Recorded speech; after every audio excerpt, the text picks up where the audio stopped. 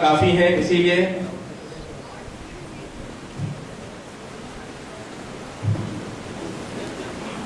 سوال یہاں پر سی آئی کی ویب سائٹ نوٹ کر لیجیے آپ لوگ www.cieindia.org. میں اسے دہراتا ہوں www.cieindia.org. اور ٹیلی فون نمبر پہ بھی رابطہ پیدا کر سکتے ہیں 040-664-99-771. انشاءاللہ ایک ہفتے کے بعد آپ اپنے سوالات سی آئی کی ویب سائٹ پر دیکھ سکتے ہیں.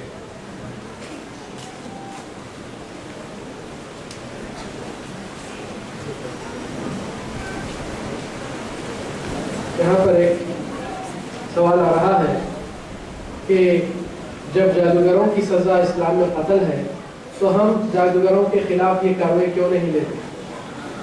یہ تو بے شک کہنے والا ایک غیرت ایمان والا ہے، نام بھی عبداللہ ہے، اللہ تعالیٰ اس کو اللہ کی بندگی میں اور مضبوطی دے، مگر اسلام کے اندر ایک نظم و نسق ہے.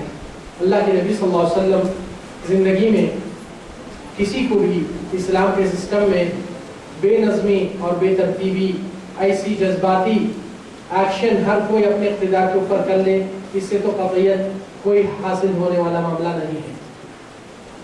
جس وقت آپ برائی کو تبدیل کر سکتے ہیں اپنے ہاتھ سے، وہ آپ کے ماتحت آتھورائزیشن آپ کی رہتی ہے، جدھر آپ ہاتھ سے تبدیل کر سکتے ہیں. جدھر آپ کا ہاتھ اور آپ کی سلطنت نہیں ہے، آپ اس کو زبان سے تبدیل کر سکتے ہیں.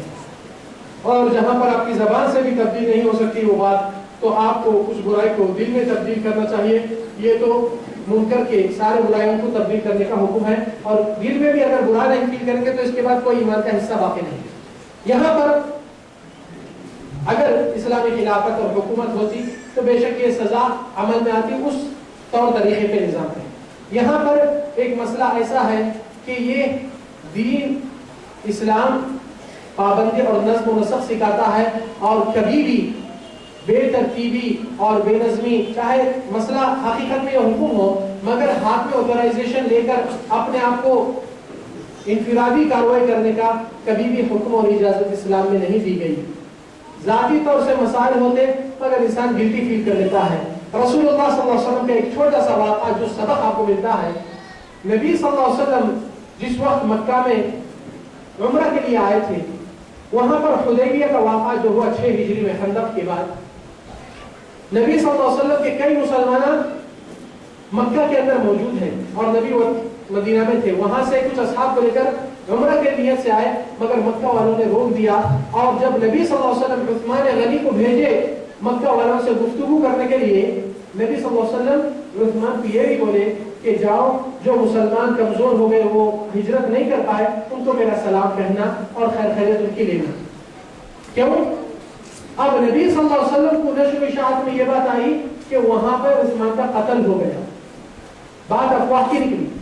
مگر رسول اللہ صلی اللہ علیہ وسلم کبھی بھی اہل وطن کو وطن کے خلاف کبھی نہیں ٹھہرا اور نہ ٹھہراتے صلی اللہ علیہ وسلم. اسلام کا ایک رول بہت بڑا رول ہے.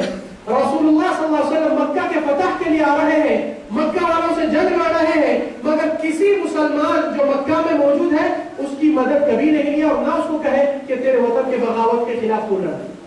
نبی صلی اللہ علیہ وسلم کی تعلیمات کبھی بھی ایسے نہیں ہوئی، بلکہ اس سے زیادہ جو لوگ آج اسلام کو ٹیررسٹ کا نام دے رہے ہیں ان کے لیے 3 بہت بڑے جواب ہیں. ان میں سے یہ ایک جواب ہے، مکہ والوں کو کبھی بھی آپ سوچو نہیں ابھارے کہ ہم دشمن کو باہر سے اٹیک کریں گے تم اندر سے فساد برپا اٹھائیے، نہیں. آپ صلی اللہ علیہ وسلم کے ایسے آداب کبھی نہیں تھے. حتیٰ کہ جنگ کے میدان میں فوج کو روانہ کرتے ہیں تو اخلاقی جنگ کے معیاری دیکھیے ان کے اندر. آپ صلی اللہ علیہ وسلم فوج کو کہتے تھے کہ کسی عورت پہ ہاتھ مت اٹھاؤ، کسی بوڑھے کو قتل مت کرو، کسی عبادت گاہ کو مت توڑو، کسی مندر یا کسی چرچ کو کسی ان کی عبادت کو مت جلا کرو، کسی جھاڑ کو مت کاٹو، کسی گھر کو مت توڑو، کسی بچے کو مت قتل کرو. کہاں جا رہے اتنے بڑے آداب اور معیاری؟ کیوں؟ بے گناہوں کے اوپر آپ صلی اللہ علیہ وسلم کبھی ہاتھ نہیں اور نہ اٹھاتے صلی اللہ علیہ وسلم. اس سے زیادہ خبیب بن عدی رضی اللہ عنہ نبی صلی اللہ علیہ وسلم کے ایک صحابی اور قرآن کے حفظ کرنے والے اور نبی صلی اللہ علیہ وسلم کے کاتب وحی تھے. خبیب بن عدی جیسا ان کو ایک قبیلہ نے دھوکے سے پکڑ کے مکہ کے حوالے کر دیا اور وہ لوگ قبیلہ کیا کہے کہ رسول اللہ کو آئے اور اسلام کے ظاہر کرے کہ ہم مسلمان ہو گئے، جب وہ لوگ جھوٹے تھے. نبی صلی اللہ علیہ وسلم کو غیب کا علم نہیں تھا. وہ لوگ کہنے لگے ہمارے پاس اچھے استادوں کو محدثین کو بھیجو ہمارے کو سکھانے کے لیے. تو نبی صلی اللہ علیہ وسلم 6 بہترین حفاظوں کو بھیجے. تو لوگوں کا ارادہ یہ تھا کہ ان کو ہم مکہ والوں کے حوالے کر کے بیچیں گے تاکہ مکہ والے ان سے بدلہ چکا لے جنگ بدر. تو نبی صلی اللہ علیہ وسلم کو ناعلمی کی وجہ سے ان کے حوالے کر دیے اور وہاں پر 3 صحابہ تو شہید بھی ہو گئے آپس کے جھگڑوں میں. اور یہ 2 جنوں کو 3 آدمی کو 4 آدمی کو ختم کر دیے. 2 آدمی کو جب مکہ میں حوالے کیے تو خبیب بن عدی کو جس کے طرف بیچا بکائے گئے وہ آدمی سفر پہ تھا یا اشہر الحرم میں داخل ہو گئے تھے جس مہینوں میں قتل حرام تھا. تو لوگ اس آدمی کو قید میں رکھے اس صحابی کو 1 مہینے تک. وہ مہینہ گزرنے کے بعد قتل کرنے کا دھوکے سے پکڑ کر لائے. اور وہ صحابی جب اس قید میں تھا وہاں پر ایک معاویہ بن کے کام والی بیچاری کھانا لا کر دیتی تھی پھر برتن لے کر جاتی تھی. یہ معاویہ کام والی کا ایک چھوٹا بچہ تھا جو یہ صحابی کو آ کر گود میں بیٹھ کر کھیلتے رہتا مذاق کرتے رہتا. تو بچے کے دل میں ایک آدمی سے لگا ہوا کچھ مہینے کو دیکھنے کے بعد. تو ایک دن جب یہ اشہر الحرم ختم ہونے کے لیے اور ان کی پھانسی کے اور قتل کی سزا کا دن قریب ہو رہا ہے تو یہ خبیب بن عدی وہ خادمہ کو کہتے ہیں کہ آپ کے پاس کچھ یعنی ناخن کترانے بال کٹوانے کے لیے میں اللہ سے ملنے جا رہا ہوں پھر صاف صفائیت کر لوں گا. تو وہ ایک کتی لا کر دیتی ہے جو بلیڈ کی طرح ہے اور وہ صحابی اپنے ناخن تراشتے ہوئے بیٹھا. تو اتنے میں وہ بچہ آ کر ان کی گود میں بیٹھ گیا. تو وہ کاموالی جیسا کھانے کو لے کر آئی ہے دیکھتی ہے بچہ آدمی کے گود میں ہے اور وہ آدمی کا 2-3 دن کے بعد قتل ہونے والا ہے. اس کے ہاتھ میں بلیڈ چاقو ہے. تو ایک دم سکتے میں آ جاتی ہے وہ ماں اور اس کے دل میں خوف دہشت آ جاتی ہے. تو وہ صحابی دیکھ کر پہچان لیتا ہے کہ اس کو ڈر ہو گیا کہ میں دھوکے سے لایا گیا اس کو قتل کیا جائے گا تو میں ہو سکتا ہے بچے کو قتل کر دوں گا کیونکہ میری جان جاری مگر اس کو بھی کسی کو لے کے جاؤں گا. تو وہ صحابی کہتا ہے کیا معاویہ آپ ڈر گئے آپ کے بچے کے اوپر مجھ سے خوف کھا گئے. تو کہتی ہے کہ سر ہلا کر کے ہاں مجھ کے ہیبت ہو گئی خوف ہو گئی کہ آپ کچھ کریں گے بچے کو. تو خبیب بن عدی ایک جواب دیتے ہیں ساری دنیا کے لیے بڑا گونجنے والا جواب ہے.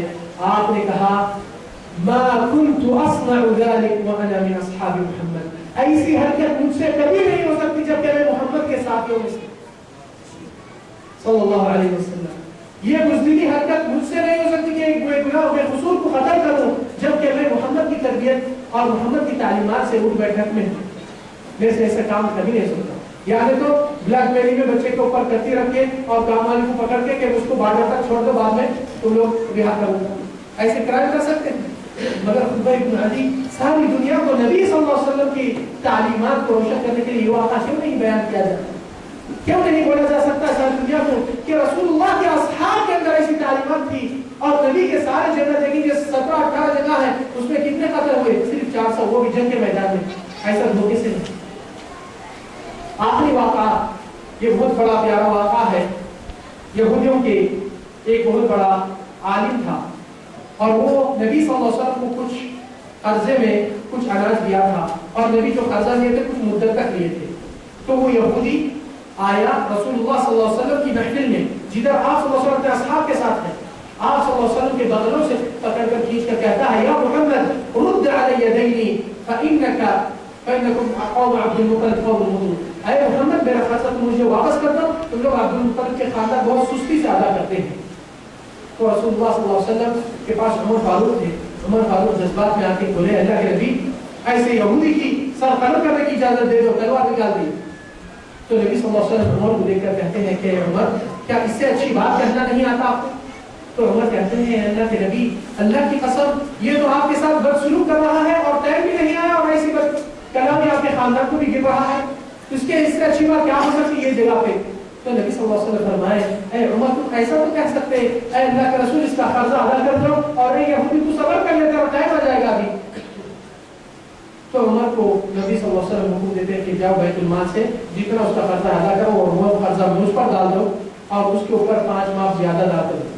جب یہ لے کر جاتے ہیں یہودی کو ڈال کے قرضہ دیتے ہیں اور ایکسٹرا بڑھ کے ڈالنے کے لیے دیتے ہیں تو عمر کو کہتا ہے نہیں میرا قرضہ تو اتنا ہی تھا اور مجھ کو مل گیا وصول ہو گیا. تو کہتا ہے نہیں، نبی صلی اللہ علیہ وسلم مجھے حکم دیے کہ یہ بھی چیز آپ کو دے دوں. کیوں؟ کیونکہ تھوڑی دیر کے لیے آپ کے دل میں دہشت ڈال دیا تھا کہ میں آپ کا سر قلم کر دوں گا، تو آپ جو خوف سکتے میں آ گئے، اتنی دیر کا ڈر جو ہوا مجھ کے اوپر چالان بھرنے کی نوبت آ گئی. کون چالان لگائے؟ رسول اللہ صلی اللہ علیہ وسلم. کس کی وجہ سے؟ یہودی کی وجہ سے، کہ کسی کو دل میں ایسا خوف دہشت مت ڈالو. اسلام دہشت گردی کا نام نہیں. یہ بہت ضروری بڑا سبق ہے جو سب کو معلوم ہونا چاہیے کہ رسول اللہ خود اپنی مرضی سے عمر کے ہاتھ سے اس کو اور زیادہ معاف دلاتے ہیں کہ چالان آپ کو اوپر جرمانہ کیا ایسی چیز نہیں کرنا ہے. تو کیا صرف عمر کے لیے تھا یا حکم کیا سارے عمر کے لیے؟ تو ہمیشہ یہ چیز جان کے رکھیے اور یہ وقت یاد دلانا ضروری تھا کیونکہ وقت کافی ہو چکا ہے.